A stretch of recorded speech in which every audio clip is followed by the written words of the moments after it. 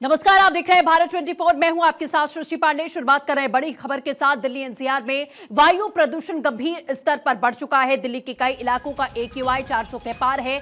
चांदनी चौक की बात करें तो AQI 470 दर्ज किया गया है। नेहरू नगर में AQI 443, तो वहीं विवेक विहार में AQI 447 दर्ज किया गया है। ओखला की अगर बात करें तो AQI 427 दर्ज किया गया। वायु प्रदूषण पर आज से नियमित सुप्रीम कोर्ट सुनवाई भी करने वाला है, क्योंकि प्रदूषण का स्तर लगातार बढ़ता जा रहा है। दिल्ली गैस चैम्बर बन चुकी है, जिसे लेकर सुप्रीम कोर्ट की ओर से चिंता भी जाहिर की गई है और सवाल भी पूछे गए हैं। नियमित तौर पर अब इस मामले पर सुनवाई होगी। चांदनी चौक की बात करें तो 470 AQI दर्ज किया गया। नेहरू नगर की बात करें 443, वजीरपुर में 439, विवेक विहार में 437 और RK पुरम में 420। ओखला फेस की अगर बात की जाए तो 427 AQI दर्ज किया गया है। यानी कि गुणवत्ता वायु की किस कदर खराब हो रही है, इस AQI के बढ़ते लेवल से आप इस बात का अंदाजा लगा सकते हैं, क्योंकि लोगों को गले में दर्द और खराश की शिकायतें, सीने में दर्द की शिकायतें साफ तौर पर लंबे समय से देखी जा रही हैं। जब से ठंड दस्तक दी है उसके बाद से ही AQI दिल्ली NCR का खास तौर पर वो बिगड़ता चला जा रहा है और हालातों में सुधार के बजाय स्थिति और ज्यादा खराब है। सुप्रीम कोर्ट की ओर से सुनवाई की गई। कल भी आपने देखा, कोर्ट ने साफ कहा कि नियमित रूप से अब इस मामले को लेकर संजीदा होना पड़ेगा और नियमित रूप से इस मामले पर सुनवाई की जाएगी। हालांकि पहले भी देखा गया कि कोर्ट के भीतर पराली को लेकर किसानों पर जिस तरीके के आरोप लगाए गए कि पराली जलाई जाती है, जिस वजह से इस तरीके की धुंध आसमान में छा जाती है, लेकिन कोर्ट ने साफ कहा कि उनका कोई भी प्रतिनिधि इस वक्त मौजूद नहीं है, तो सीधा आरोप आप किसानों पर या पराली को लेकर नहीं डाल सकते हैं। इसका एक लॉन्ग टर्म सोल्यूशन जरूर देखना पड़ेगा, क्योंकि सिर्फ इस बात का हवाला देना कि आसपास के जो राज्य हैं वहां किसानों की ओर से पराली जलाई जाती है, जिस वजह से दिल्ली NCR में इस तरीके का फॉग बनता है, ये भी ठीक नहीं है। इसका कोई परमानेंट सोल्यूशन निकालने की जरूरत है, क्योंकि चाहे वो केजरीवाल की सरकार थी या फिर अभी भारतीय जनता पार्टी की सरकार, हालात लगभग सामान्य है। हालातों में कोई भी फर्क आता हुआ दिखाई नहीं दिया। हालांकि बीजेपी की ओर से बड़े बड़े दावे प्रदूषण को लेकर यहां जरूर किए गए थे कि प्रदूषण में सुधार किया जाएगा, कृत्रिम बारिश की तैयारी की गई, लेकिन वो भी प्लान पूरी तरीके से फेल रहा। तो कोर्ट भी यही सवाल पूछ रहा है कि आपके पास लॉन्ग टर्म के लिए एक परमानेंट सोल्यूशन दिल्ली के लिए क्या है, क्योंकि जब भी ठंड दस्तक देती है हर साल स्थिति दिल्ली की यही रहती है। कितने ऐसे लोग हैं जो अपना घर बार दिल्ली छोड़ने के लिए मजबूर हो गए, क्योंकि उनका रहना मुश्किल हो चुका है। जो लोग बीमार हैं, बुजुर्ग हैं या फिर बच्चे हैं जिनकी इम्यूनिटी कमज़ोर है, उनको बहुत ज़्यादा दिक्कत का सामना इस स्मॉग की वजह से करना पड़ता है, क्योंकि ये फॉग नहीं है, ये स्मॉग है। और अभी ठंड में फॉग देखने को भी नहीं मिल रहा है, सिर्फ और सिर्फ स्मॉग की एक चादर है जो इस वक्त आपको दिखाई दे रही है। सुप्रीम कोर्ट आज इस मामले पर सुनवाई भी करेगा। तो दिल्ली NCR में वायु प्रदूषण की स्थिति अभी गंभीर से गंभीर होती जा रही है। जो लोग बीमार हैं वो और बीमार होते हुए चले जा रहे हैं, क्योंकि स्थिति काफ़ी ज़्यादा खराब हो चुकी है। अक्षय हमारे साथ जुड़ चुके हैं। अक्षय, जिस तरीके की जानकारी हम लगातार रोजाना चर्चा करते हैं AQI पर, लेकिन अब सुप्रीम कोर्ट ने भी कह दिया है नियमित तौर पर इस पर सुनवाई की जाए, क्योंकि स्थिति गंभीर है। गंभीर तो है, बात ये है कि मौसम बदलता है तो हर बात की हालत हो रहती है, लगातार बदलाव हो रहा है। सबसे बड़ी बात यह है कि दिल्ली के और गुजरात तो चलिए, संपर्क नहीं हो पा रहा है, हम फिर से जुड़ने की कोशिश करेंगे। लेकिन दिल्ली NCR जाहिर तौर पर एक गैस चैम्बर के रूप में अब तब्दील होता हुआ दिख रहा है, जिससे लोगों का जीवन मुश्किल हो गया है, लोगों का जीना दूभर हो गया है, क्योंकि उन्हें सांस लेने में दिक्कत है, अपने घरों से बाहर निकलने में दिक्कतें हो रही हैं। इस तरीके की तमाम जानकारियां सामने आई हैं कि लोग किस तरीके से दो चार हो रहे हैं इस प्रदूषण की वजह से, और सरकार के पास कोई जवाब नहीं है। हालांकि विपक्ष भी इस मामले को लेकर संसद में भी सवाल उठाए गए कि आखिर दिल्ली कब तक जहरीली गैस के साए में रहेगी, कब लोगों को स्वच्छ हवा में सांस लेने का मौका मिलेगा।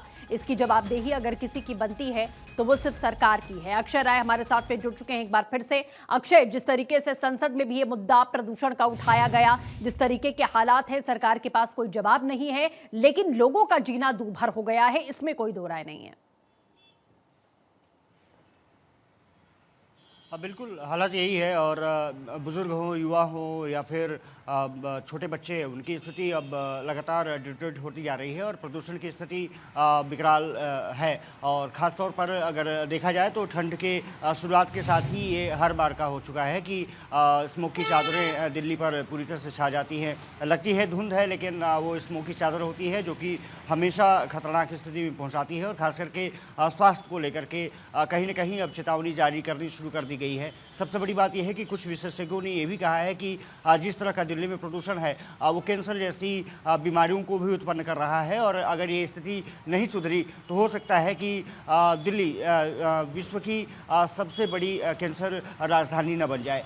सबसे बड़ी बात यह है कि जो स्मोक की चादरें हैं उसमें जो प्रदूषण के कण हैं वो पूरी तरह से निश्चित रूप से जो हवा में सांस ली जाती है उसमें घुल चुके हैं और इसकी वजह से तमाम लोगों को स्वास्थ्य संबंधी समस्याएं आ रही हैं। खास करके गले में खराश की स्थिति रही हो, फेफड़े में निश्चित रूप से ऑक्सीजन सही तरीके से नहीं पहुंचता है तो वहां पर भी निश्चित रूप से खतरनाक स्थिति है। और एक्यूआई लेवल जिस तरह से लगातार रहा है 350 के पार, वो निश्चित रूप से बता रहा है कि आज दिल्ली की स्थिति क्या हो चुकी है। जो सरकार के इंतज़ाम हैं वो पूरी तरह से नाकाम साबित हो रहे हैं और ज़रूरत है कि एक बड़े एक्शन प्लान की ताकि दिल्ली वासियों को इस प्रदूषण की समस्या से निजात दिलाई जा सके। सबसे बड़ी बात यह है कि लगभग 200 दिन ये कहा जा रहा है कि दिल्ली वासियों को ऐसे ही हवा में सांस लेना पड़ता है और अगर ये स्थिति रही तो निश्चित रूप से आने वाले समय में जो एज फैक्टर है उस पर भी कहीं ना कहीं इसका असर पड़ेगा, क्योंकि उम्र लोगों की कम होती जा रही है। ये कहा जा रहा है, कुछ विशेषज्ञों का ये भी कहना है कि हर व्यक्ति का जो दिल्ली में रहता है अगर वो 10 साल दिल्ली में रह गया तो कम से कम 10 साल उसकी उम्र कम हो जाएगी, एवरेज जो एज है वो कम हो जाएगी। उसकी सबसे बड़ी वजह यही है कि प्रदूषण और उसके पीछे सरकार की नाकामी। अगर पिछले 15 साल से देखा जाए तो स्थिति लगातार विकराल होती रही है और जो एक्यूआई मीटर्स हैं उस पर निगरानी तो रखी जा रही है। सीपीसीबी अपनी तमाम योजनाओं को भी संचालित करता है, लेकिन एक तरह से कहा जा सकता है कि वो जो इंतज़ाम है वो नाकाफ़ी साबित हो रहे हैं और लोगों को इन समस्याओं से दो चार होना पड़ रहा है। अब सरकार के पास क्या एक्शन प्लान है वो भी फुल प्रूफ एक्शन प्लान सामने नहीं आ पाया है जिससे कि प्रदूषण की स्थिति को नियंत्रित किया जा सके। तो ज़रूरत है कि एक बड़े एक्शन प्लान की ताकि ये जो प्रदूषण की स्थिति है जो 200 दिन दिल्ली के आसमान में रहती है उसको कम किया जा सके। लेकिन शायद मुझे लगता है कि सरकार भी अभी एक्शन प्लान फुल प्रूफ नहीं बना पाई है जिससे कि इन समस्याओं से लड़ा जा सके। तो देखना दिलचस्प ये होगा कि आने वाले समय में क्या कुछ कदम उठाया जाता है, सीपीसीबी हो, डीसीबी हो या फिर एक्यूआई मॉनिटरिंग सिस्टम है, तमाम एजेंसियाँ जो लगी हुई हैं। यमुना का पानी भी प्रदूषित है, हवा भी प्रदूषित है और इसके कारण निश्चित रूप से दिल्ली वासियों का जो स्वास्थ्य है वो कहीं ना कहीं डिटेरियोरेट हो रहा है। सरकार को अब ज़रूरी है कि बड़े एक्शन प्लान के साथ, एक फुल प्रूफ एक्शन प्लान के साथ सामने आए और जनता को बताए कि कितने दिनों में स्थिति कंट्रोल में की जा सकती है। अन्यथा हर साल की एक तरफ से परंपरा टाइप की हो गई है कि जब सर्दी आती है प्रदूषण से दिल्लीवासियों को दो चार होना पड़ता है और जब तक बारिश नहीं होगी मुझे लगता है ऐसे ही हालात बने रहेंगे। जी बिल्कुल अक्षय, जैसा आपने कहा कि जब तक बारिश नहीं होगी, यानी कि सब कुछ अब इंद्रदेव के ऊपर छोड़ दिया गया है। क्या सरकार भी अब इंद्रदेव के भरोसे बैठी है कि बारिश होगी तभी ये स्मॉग और इस तरीके की स्थिति जो बनी है ये कम हो पाएगी? क्योंकि साल दर साल बीत गए हैं लेकिन स्थिति में कोई सुधार तो है नहीं।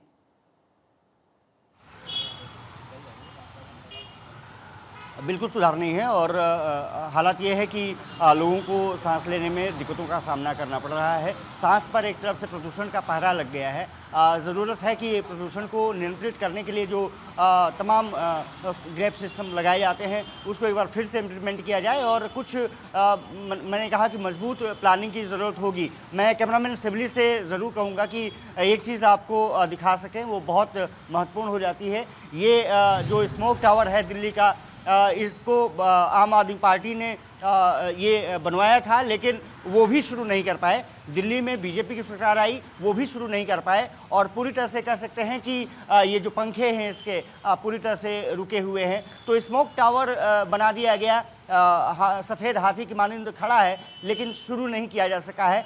तो समझा जा सकता है कि प्रायोरिटी मुझे लगता है कि सरकार की प्रदूषण है ही नहीं। और ज़रूरी हो जाता है कि अगर प्रदूषण अगर प्रायोरिटी नहीं है, स्मोक टावर बना दिए गए हैं, उसको आप चालू नहीं करा सकते, तो फिर अंदाज़ा लगाया जा सकता है कि सरकार की प्रायोरिटी क्या है।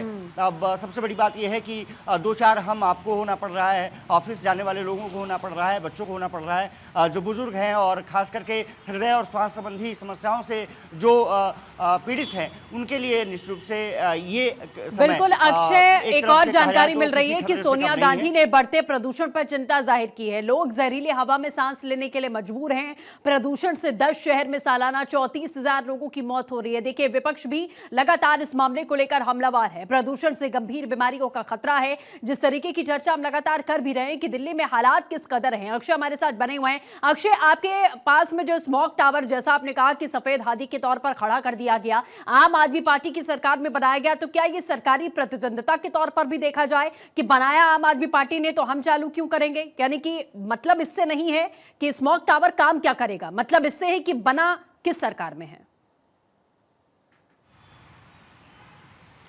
और देखिए, सबसे बड़ी बात यह है कि जब स्मोक टावर बना था और चालू नहीं हुआ था, तो बीजेपी के नेता यहाँ आते थे, यहाँ प्रदर्शन करते थे और तमाम मास्क के साथ यहाँ पर उपलब्ध होते थे। जो बीजेपी के राष्ट्रीय प्रवक्ता हैं शहजाद पूनेवाला, वो तो यहाँ पर तमाम मास्क और ये सब चीज़ों के साथ धरने पर बैठ गए थे। लेकिन सबसे बड़ी बात यही रही है कि राजनीति है और राजनीति का कोई किनारा नहीं होता। वो एक दूसरे पर लांछन लगाने का इस समय कार्यक्रम चलाया जा रहा है, वो मुझे लगता है सही नहीं है। सोनिया गांधी ने एक अखबार में बिल्कुल अक्षय, जैसा आपने कहा कि लेकिन इस राजनीतिक द्वेष के चलते नुकसान किसी का है तो वो जनता का हो रहा है। फिलहाल हमारे साथ जुड़ने के लिए बहुत बहुत शुक्रिया।